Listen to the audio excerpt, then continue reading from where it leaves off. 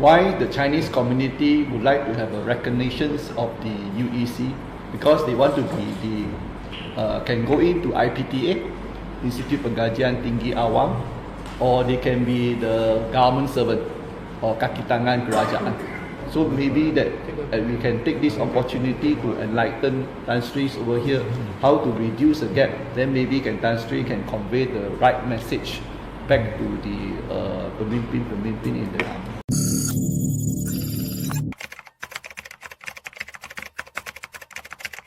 Baru sahaja kerajaan dibentuk untuk memerintah Malaysia, kini sudah ada pihak yang berani menuntut janji dari manifesto demi kepentingan mereka. Menurut kenyataan media, Persatuan Lembaga Pengurus Sekolah Cina Malaysia atau dikenali Dongzong, di mana merupakan sekolah persendirian, menuntut hak mereka terhadap Perdana Menteri Datuk Seri Anwar Ibrahim untuk meluluskan sijil peperiksaan bersama atau UEC.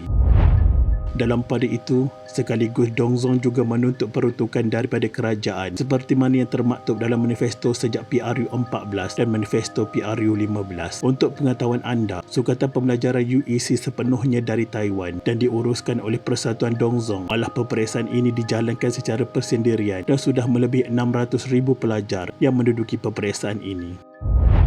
Perlu ditekankan sekali lagi, isu UEC ini bukanlah isu baru, malah desakan ini berlaku sejak sekian lama. Pelajar-pelajar cemerlang yang memiliki UEC peringkat tinggi diterima masuk untuk program ijazah sarjana muda di banyak universiti terkemuka antarabangsa. Secara umumnya, sijil UEC dibahagikan kepada 3 tahap, iaitu menengah rendah atau junior middle, vocational dan menengah tinggi atau senior middle, yang mana kesemuanya menggunakan bahasa Mandarin. UEC senior middle mengandungi subjek matematik, semua subjek sains dan semua subjek aliran perdagangan.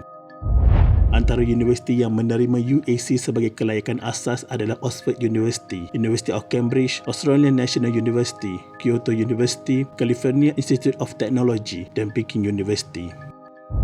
Bagaimanapun di Malaysia, UEC belum diiktiraf untuk kemasukan ke Institusi Pengajian Tinggi Awam IPTA. Menyedari pentingnya pengiktirafan UEC, pada pilihan raya umum ke-15 yang lalu, Pakatan Harapan berjanji untuk mengiktiraf UEC jika diberi mandat menjadi kerajaan. Janji itu yang dinyatakan dalam manifesto Pakatan Harapan adalah untuk menjadikan UEC sebagai syarat kelayakan untuk memasuki IPTA dengan syarat pemohon memiliki kepujian dalam mata pelajaran bahasa Melayu di peringkat SPM. Dengan ini, UEC akan dinilai setaraf dengan syarat kelayakan sedia ada untuk kemasukan ke IPTA. Namun, walaupun tidak diiktiraf oleh kerajaan sejak tahun 2004, UEC diterima untuk kemasukan ke institusi pengajian tinggi swasta di Malaysia. Mulai tahun 2010, UEC juga telah diterima untuk kemasukan ke program ijazah sarjana muda pendidikan bahasa Mandarin di Institut Pendidikan Guru Malaysia di bawah Kementerian Pendidikan.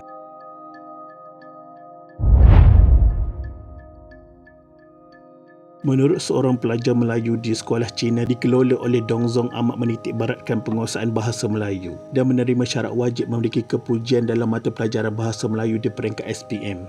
Malah setiap tahun, Sekolah Menengah Persendirian Cina bekerjasama dengan Dewan Bahasa dan Pustaka untuk menganjurkan pertandingan forum pelajar untuk tujuan memperkasakan pembelajaran bahasa Melayu. Bukan semua mata pelajaran diajar dalam bahasa Cina. Bahasa Cina dan juga bahasa Inggeris merupakan bahasa pengantar bagi mata pelajaran matematik, sains, biologi, kimia dan fizik, simpan kira, akaun dan perdagangan. Buku teks Sekolah Menengah Persendirian Cina disediakan untuk mematuhi dan selaras dengan sukatan pelajaran kebangsaan. Contohnya, buku teks sejarah mengandungi 57% sejarah Malaysia dan 43% sejarah dunia. Kurikulum pula dirancang dengan tujuan memupuk semangat nasionalisme Malaysia, memperkasakan keharmonian dan persefahaman kaum di Malaysia. Hari ini ramai ibu bapa kalangan Melayu yang menghantar anak mereka ke sekolah Cina. Menurut statistik dari Kementerian Pendidikan pada 2016, terdapat 67,128 orang atau 12.6% pelajar Melayu yang didaftarkan di sekolah rendah Cina.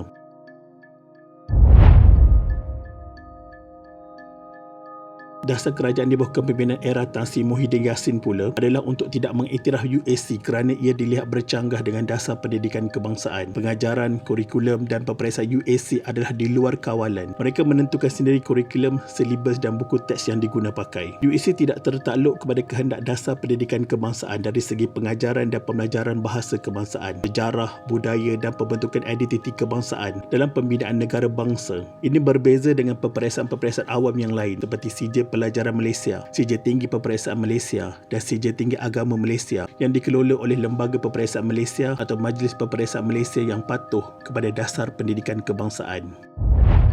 Dalam satu pertemuan antara Dong Zong dan Tan Sri Muhyiddin Yassin, isu pengiktirafan UEC dibangkitkan oleh Dong Zong. Jawapan Tan Sri Muhyiddin Yassin adalah mudah. Jika Dong Zong boleh menilai semula kurikulum, selibas dan buku teks yang diguna pakai agar selari dengan dasar pendidikan kebangsaan, maka permintaan tersebut boleh dipertimbangkan. Terdapat kandungan buku teks sejarah yang diguna pakai di sekolah-sekolah persediaan Cina yang melaksanakan peperiksaan UEC amat bercanggah dengan agama dan budaya orang Malaysia. Contohnya, dalam bab budaya orang Melayu, dipaparkan gambar orang-orang Melayu mengelilingi Kaabah ketika mengerjakan fardu haji di Mekah dengan memakai baju Melayu bersampin dan wanitanya berbaju kurung. Asal mereka tidak memahami latar agama dan budaya masyarakat Melayu dengan mendalam. Bagaimana kita ingin memupuk semangat perpaduan dalam sesebuah masyarakat majmuk sekiranya apa yang diajar kepada anak-anak mengenai agama dan budaya kaum lain pun salah. Dalam kajian itu, kesimpulan yang boleh dibuat jika pun sijil UEC hendak diiktiraf oleh kerajaan, keseluruhan kurikulum, silibus dan buku teks UEC mesti dinilai semula. Malangnya, Dong Zong tidak mahu membuat apa-apa perubahan. Kerana itu, UEC tidak diiktiraf untuk kemasukan ke Universiti Awam dan Perkhidmatan Awam.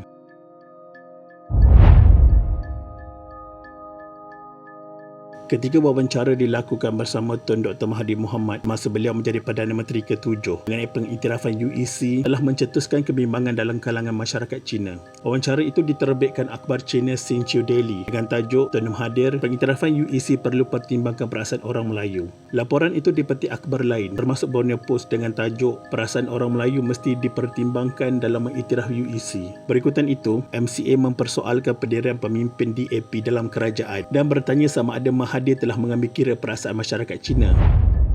Tun Mahathir berkata berkali-kali kerajaan mengiktiraf ijazah asing, mengiktiraf sijil Cambridge dan juga sijil-sijil yang dikeluarkan oleh negara-negara lain. Tetapi mereka meminta UEC untuk diterima oleh kerajaan. Untuk tahap tertentu, ini telah diterima tetapi pelajar-pelajar sekolah jenis Cina ini mesti mempunyai penguasaan asas bahasa Melayu dengan baik dan peperiksaan harus mencerminkan keadaan di negara ini. Masyarakat Cina tidak boleh mengambil peperiksaan asing dari negara asing dan menggunakannya sebagai kelayakan.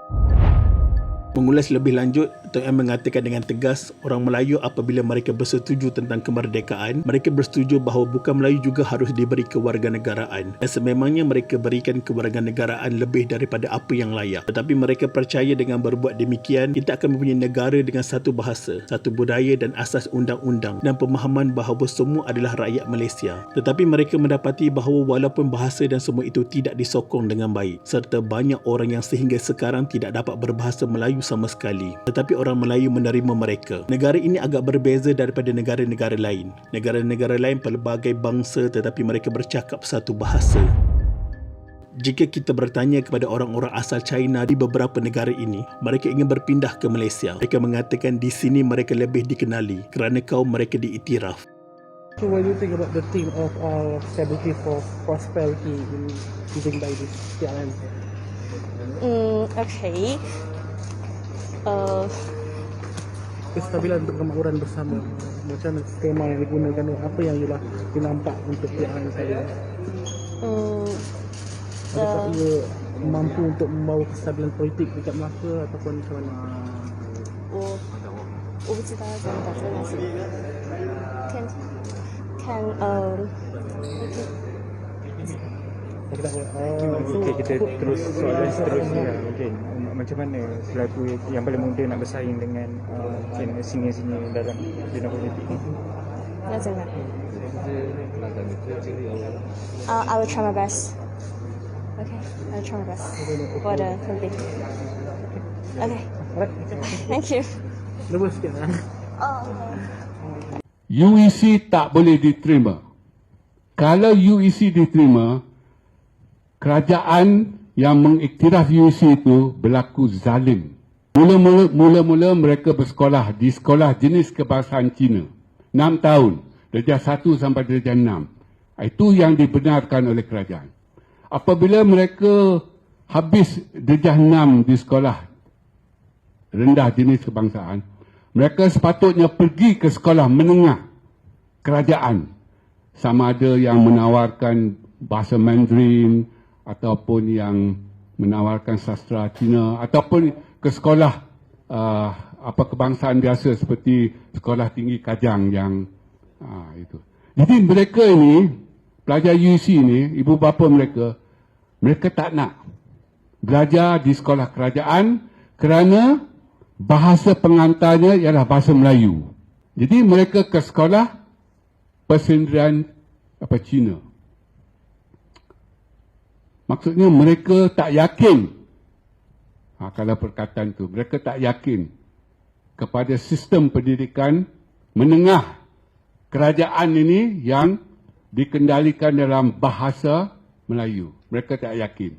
Jelaslah sekarang bahawa pengiktirafan terhadap CJ UEC itu memberi banyak kesan buruk daripada baiknya. Mengiktiraf CJ UEC itu boleh mengancam kedaulatan negara juga. Maka sudah terang lagi bersuluh bahawa CJ UEC itu tidak boleh diiktiraf oleh kerajaan Malaysia. Usahlah jadikan negara ini negara buluh kasap, hujung hilang pangkal lesap. Sekian, terima kasih.